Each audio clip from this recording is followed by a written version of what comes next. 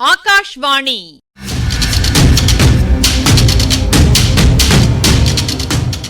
பொன்னியின் செல்வங்கள் வாசிப்பும் ஆய்வும். வாசிப்பவர் ராமசுவாமி சுதர்சன் அவர்கள்.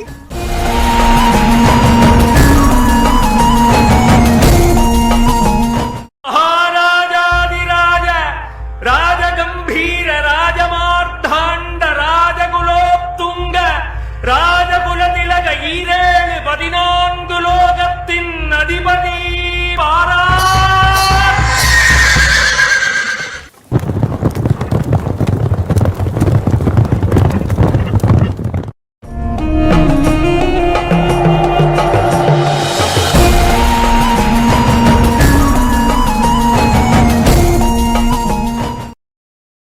கோட்டைக்குள் இருப்போரைப் பற்றி சேந்தன் அமுதனிடம் வந்தியத்தேவன் விசாரித்துக் கொண்டிருந்தான்.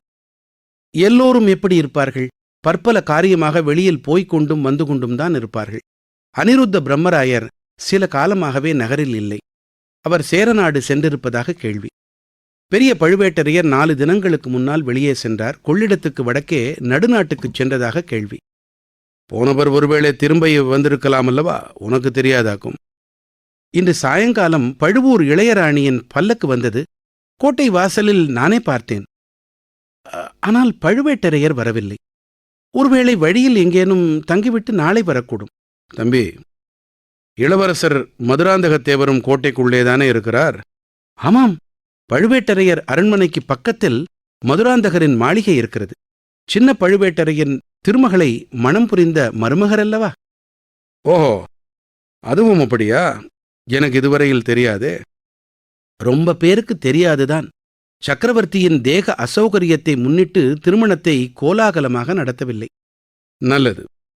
மதுராந்தகத்தேவர் இப்போது கோட்டைக்குள்ளேதானே இருக்கிறார்? கோட்டைக்குள்ளேதான் இருக்க வேண்டும். ஆனால் மதுராந்தகத்தேவர் சாதாரணமாக வெளியே வருவதில்லை. மக்கள் அவரை பார்க்க முடிகிறதும் இல்லை. சிவபக்தியில் ஈடுபட்டு பெரும்பாலும் யோகத்திலும் தியானத்திலும் பூஜையிலும் காலம் கழிப்பதாக கேள்வி. ஆனாலும் இத்தனை நாளைக்கு பிறகு கல்யாணம் செய்து கொண்டிருக்கிறாரே. ஆமாம், அது கொஞ்சம் வியப்பான காரியம்தான். கல்யாணத்துக்கு பிறகு மாப்பிள்ளை தேவரின் மனமே மாறிப்போயிருப்பதாகவும் சொல்லுகிறார்கள். நமக்கு என்ன அதை பற்றி? பெரிய இடத்து பேச்சு பேசாமல் இருப்பதே நல்லது. சேந்தன் அமுதனிடம் இன்னும் பல விஷயங்களை கேட்டு தெரிந்து கொள்ளும் ஆவல் வந்தியத்தேவனுக்கு இருந்தது. ஆனால் அதிகமாக ஏதேனும் கேட்டு சந்தேகத்தை கிளப்பிவிட அவன் விரும்பவில்லை. இத்தகைய சாது பிள்ளையின் சிநேகம் தனக்கு பேர் உதவியாயிருக்கும். தஞ்சையில் தங்க இம்மாதிரியான ஒரு வீடு அகப்பட்டதும் தன்னுடைய அதிர்ஷ்டந்தான். அதையெல்லாம் கெடுத்துக் கொள்வானேன்? மேலும் நீண்ட பிரயாண களைப்புடன் முதல் நாள் இரவு கண் விழித்ததும் சேர்ந்து கொண்டது. கண்ணை சுழற்றி கொண்டு தூக்கம் வந்தது. சேந்தன் அமுதன் அவனுடைய நிலைமையை அறிந்து விரைவில் படுக்கை போட்டு கொடுத்தான். தூக்க மயக்கத்தில் கடைசியாக வந்தியத்தேவனுடைய மனத்தில் பழுவூர் இளையராணியின் திருமுகம் வந்தது. அப்பப்பா, என்ன அழகு, என்ன ஜொலிப்பு! அந்த மாயமோகன வடிவத்தை திடீரென்று அவன் பார்த்ததும் அடியோடு செயலிழந்து கண்கொட்டாமல் திகைத்து நின்றது இன்னொரு அனுபவத்தை அவனுக்கு நினைவூட்டியது. சிறு பிராயத்தில் ஒரு சமயம் காட்டு வழியாய் போய்க் கொண்டிருக்கையில் திடீரென்று படமெடுத்து ஆடிய பாம்பு ஒன்று அவன் முன் எதிர்ப்பட்டது. அதன் அழகே அழகு, கவர்ச்சியே கவர்ச்சி. வந்தியத்தேவனால் பாம்பின் படத்திலிருந்து கண்ணை அகற்றவே முடியவில்லை. கண்கொட்டவும் முடியவில்லை. பார்த்தது பார்த்தபடி நின்றான். பாம்பும் ஆடிக்கொண்டே இருந்தது.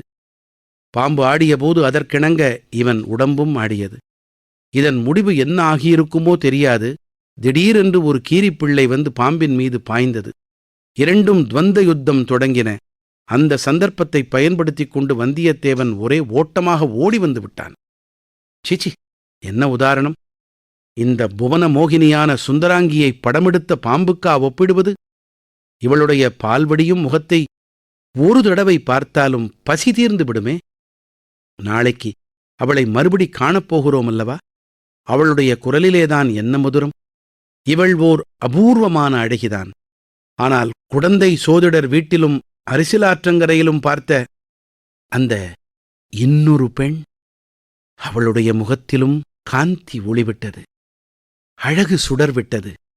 2 முகங்களும் சுந்தர முகங்களாயினும் அவற்றுக்குள் எத்தனை வேற்றுமை! அதில் கம்பீரமும் பெருந்தன்மையும், இதில் மோகனமும் கவர்ச்சியும். இப்படி அவன் உள்ளம் அந்த இரு மங்கையரின் முகங்களையும் ஒப்பிட்டுக் கொண்டிருந்தபோது மற்றொரு மங்கை வந்து குறுக்கிட்டாள். சர்வாதிகார கொடுங்கோல் அரசியான நித்ராதேவி வந்தியத்தேவனை பரிபூரணமாக ஆட்கொண்டாள். இரவெல்லாம் கட்டையைப் போல் கிடந்து தூங்கிவிட்டு காலையில் சூரியன் உதித்த பிறகே வந்தியத்தேவன் துயிலெழுந்தான். விழித்து கொண்ட பிறகும் எழுந்திருக்க மனம் வராமல் படுத்திருந்தான். மேலக்காற்று விற்றென்று வீச மரஞ்செடிகளின் கிளைகளும் இலைகளும் ஒன்றோடொன்று உராய்ந்து ஷோ என்ற சத்தத்தை உண்டாக்கிக் கொண்டிருந்தன. அந்த சுருதிக்கிணங்க ஓர் இளம் பிள்ளையின் இனிய குரல் சுந்தரமூர்த்தி சுவாமிகளின் தேவாரப் பாடலை பண்ணுடன் பாடியது.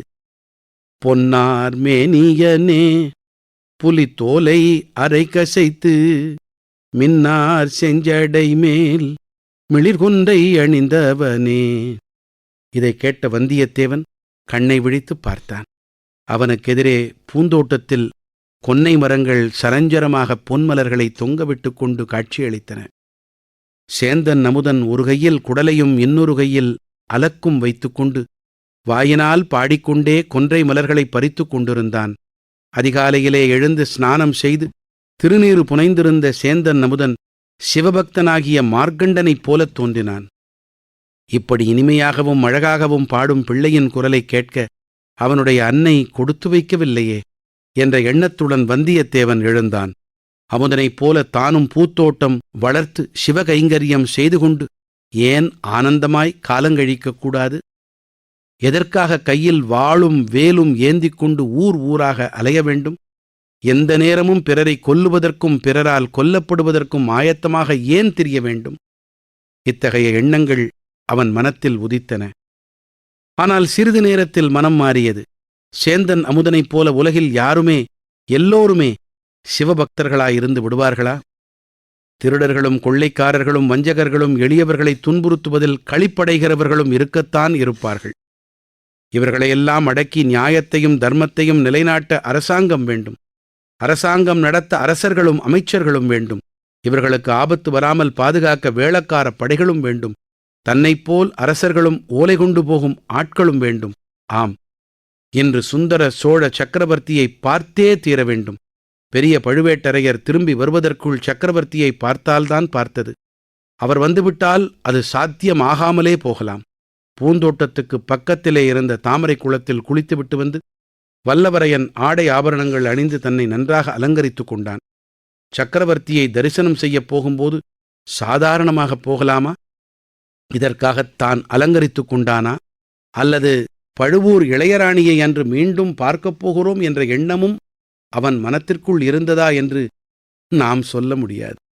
காலை உணவுக்குப் பிறகு சேந்தன் அமுதன் உச்சிவேளை பூஜை கைங்கரியத்துக்காக பூக்குடலையுடன் கிளம்ப வந்தியத்தேவன் சக்கரவர்த்தியின் தரிசனத்துக்காக புறப்பட்டான். இருவரும் நடந்தே சென்றார்கள். கோட்டைக்குள் குதிரையை கொண்டு போக வேண்டாம் என்று வல்லவரையன் முன்னமேயே தீர்மானித்திருந்தான். குதிரை நன்றாக இளைப்பார அவகாசம் கொடுப்பது அவசியம். சீக்கிரத்தில் அந்த குதிரையை தான் துரித பிரயாணத்துக்காக உபயோகப்படுத்த வேண்டி வரலாம். யார் கண்டது? எப்படியானாலும் அது இங்கே இருப்பதுதான் நல்லது. கோட்டை வாசல் போய்ச் சேரும் வரையில் அமுதனுடன் பேச்சு கொடுத்து கொண்டு இன்னும் சில விவரங்களை தெரிந்து கொண்டான்.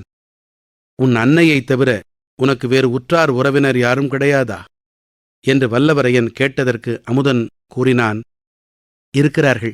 என் அன்னையுடன் கூட பிறந்த ஒரு தமக்கையும் தமையனும் உண்டு. தமக்கை காலமாகிவிட்டாள். தமையனார் கோடிக்கரை குழகர் கோவிலில் புஷ்ப கைங்கரியம் செய்கிறார். அத்துடன் இரவு நேரங்களில் கலங்கரை விளக்கத்தில் தீபமேற்றி பாதுகாக்கும் பணியும் செய்து வருகிறார். அவருக்கு ஒரு புதல்வனும் புதல்வியும் உண்டு. புதல்வி என்று நிறுத்தினான். இப்பகுதியின் ஆய்வினை வழங்குகிறார் ஐங்கரன் அவர்கள்.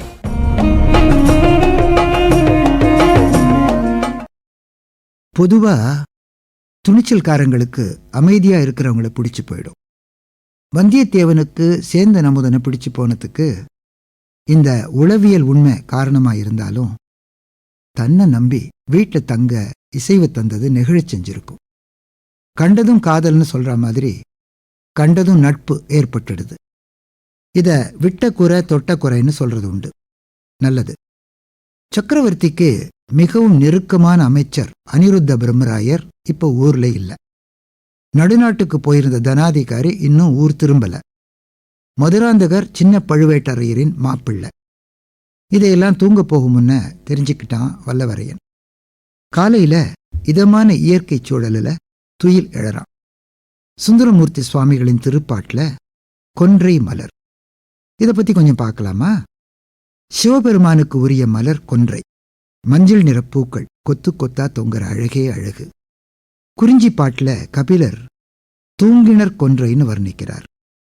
தூங்குதல், இதன் பொருள் தொங்குதல். பொற்காசுகளை தொங்கவிட்ட மாதிரின்னு சரக்கொன்றையை சித்திரிக்கிறது நற்றிணை. வந்தியத்தேவனுக்கு வருவோம். இந்த அமுதனை போல நிம்மதியா வாழறத விட்டுட்டு கையில வாளும் வேலும் ஏந்திக்கிட்டு எதுக்கு ஊர் ஊரா தெரியணும்? எந்த சமயத்திலும் யாரையாவது கொல்ல வேண்டி வரும். எதிராளியால கொல்லப்படுறதுக்கும் ஆயத்தமா இருக்கணும். ஆனா கொஞ்ச நேரத்துல எண்ண ஓட்டம் திசை மாறுது. உலகத்துல எல்லாரும் பக்தர்கள் ஆயிடுவாங்களா? எளியவர்களை துன்புறுத்தி மகிழ்ச்சி அடையறவங்களும் இருக்காங்களே. திருட்டையும் கொள்ளையையும் வஞ்சகத்தையும் தொழிலா கொண்டு அலையறவங்களும் இருக்காங்களே. அவங்கள அடக்கி தர்மத்தை நிலைநாட்ட அரசாங்கம் வேணும். அதை நடத்த அரசர்கள் அமைச்சர்கள் வேணும். இவங்களை காக்க வேளக்கார படை வேணும். தன்னை போல ஓலை கொண்டு போற ஆட்களும் வேணும். கோட்டைக்குள்ள குதிரையை கொண்டு போக வேணாம். இது ஏற்கனவே எடுத்த முடிவுதானே.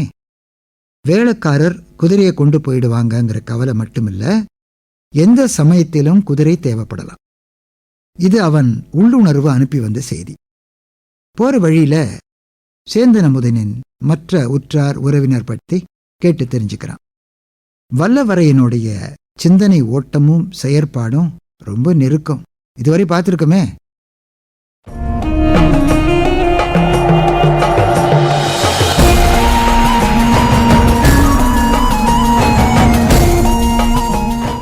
பொன்னியின் செல்வங்கள் வாசிப்பும் ஆய்வும் கேட்டீர்கள். வாசித்தவர் ராமசுவாமி சுதர்சன் அவர்கள். ஆய்வினை வழங்கியவர் ஐங்கரன் அவர்கள். படைப்பு சென்னை வானொலி நிலையம்.